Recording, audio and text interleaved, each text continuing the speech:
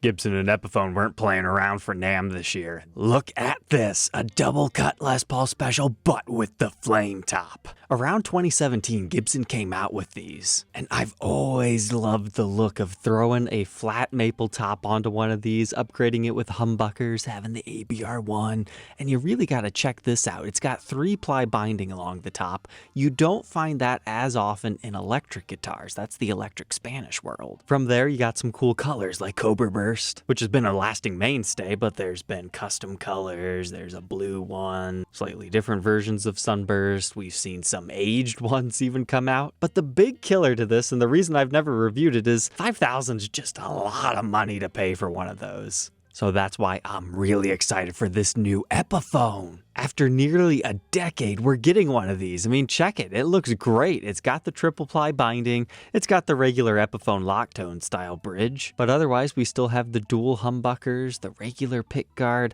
I would imagine there's going to be more than one color, but time will tell on that. Another Epiphonism, I suppose you could say, is we don't have the fret nibs. Looks like these are going to be spec'd with rosewood. But from there, everything seems familiar. It's a regular Epiphone headstock, so I don't believe this is going to be part of the Inspired by Gibson Custom Shop lineup. It just calls it a figured model of the double cut. Now, as of right now, I don't think there's any official prices. If I had to guess, it's probably going to be spec'd with the Epiphone ProBucker custom pickups, no case, and it's going to be about $899. In fact, I'm really surprised they didn't go the Inspired by Gibson Custom Shop way on that one. People would still pay $15 for that model with custom buckers in it. Next up, remember this guy?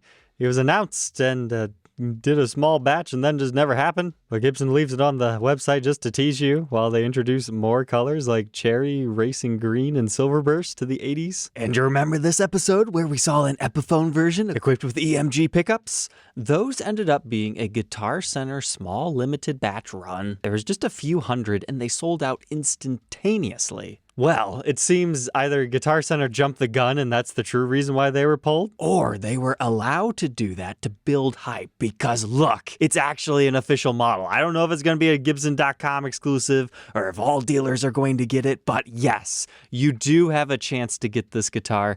However, I'm still sad about it, because there's no James Hetfield name attached to it. When I found out that it was a Guitar Center exclusive run for a little bit, I thought, okay, all right, there is still hope. But nah, now it just seems it's not going to happen. If I remember correctly, they were $799 brand new. So I'd imagine all the other dealers that are getting them will have it in a similar price. But my friends, brace yourselves for this new run of Futuras. The best way to talk about this series is it's basically like Gibson's customified version of everything, from the Flying V to the Firebird to the Les Paul, Explorer, SG, and then don't forget we reviewed that brand new RD. But then they thought, hey, people like the Supremes as far as their Super 400 inlays go and flashiness. So Epiphone's new lineup has taken pretty much all those models except for the SG, oddly enough, and blended them together in kind of a fun way. The RD is particularly great news because so many people, after the relaunch of the Custom Shop RD, were hoping and praying that there would be an Epiphone. We've got the regular Kalamazoo style Epiphone headstock shape. I would imagine these will also be around that $800 to $900-ish price range. And I'm curious here, will we be able to buy each of these in these individual colors? This looks like it might be black.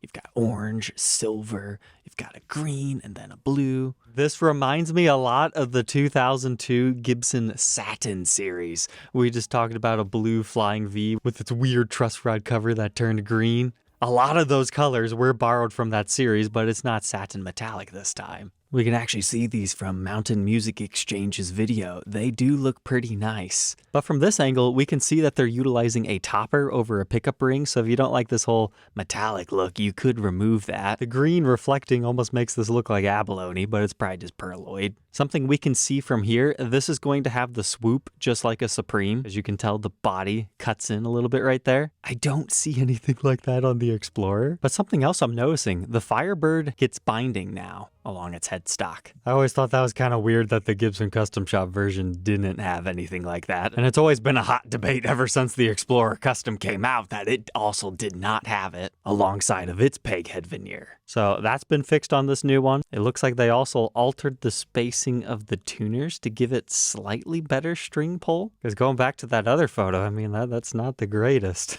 But coming here, that looks pretty good to me. And it's not even the Steinberger tuners on the back, it's just regular. And the reason I brought up the Explorers, yeah, we got binding on there. And they even went with the Cyclops Hendrix style Flying V headstock. So that is the new Futura series. If you're interested in any of these new Epiphones or Gibsons, and you want to do a new guitar day, feel free to reach out. I had to update the minimum, but when it comes to Gibson and Epiphone, I can usually get around that. But if there's other new NAMM guitars, reach out. I would like to make reviews of these new guitars. But now, as far as the Gibson side of things, they're celebrating 100 years of flat tops. I'm sure there's some exciting things in here, like I love the old-timey look of these acoustics. But it's just not what I know and love, so I'm not really going to cover those in this episode. But if I had to choose one based on this, the Grizzly Burst is nothing new, it's just they're trying to showcase it more.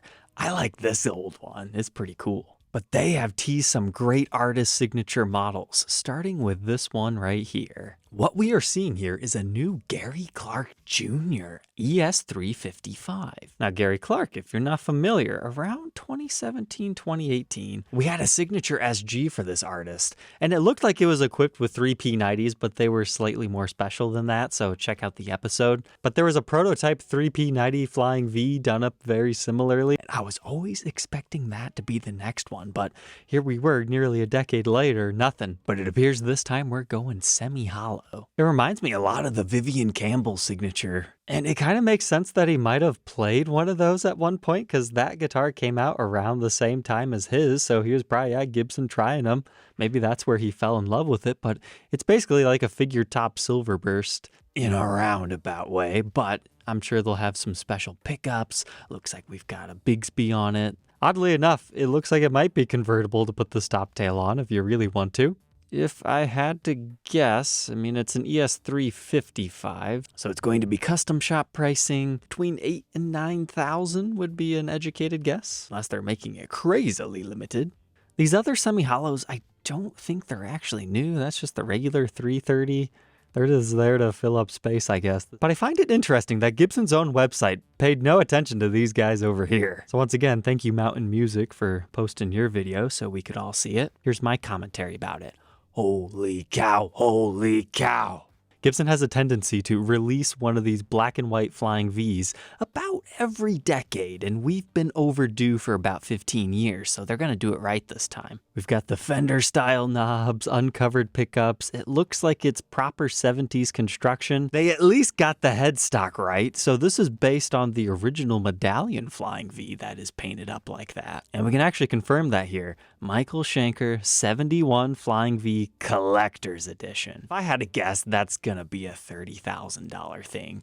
The next one's another repeater. This is the Mick Ronson. So it's a natural top, black back and sides. You got some other mixings. They've done reissues of this in the past, but this is just a new version of it, being another collector's edition. But those are things you probably want to talk to dealers about now, since they were technically at NAMM. Maybe there's pre-orders available, maybe not. If you want one within the first couple of years, history does tend to favor buying it brand new rather than used. But our last one to talk about for Gibson is over here.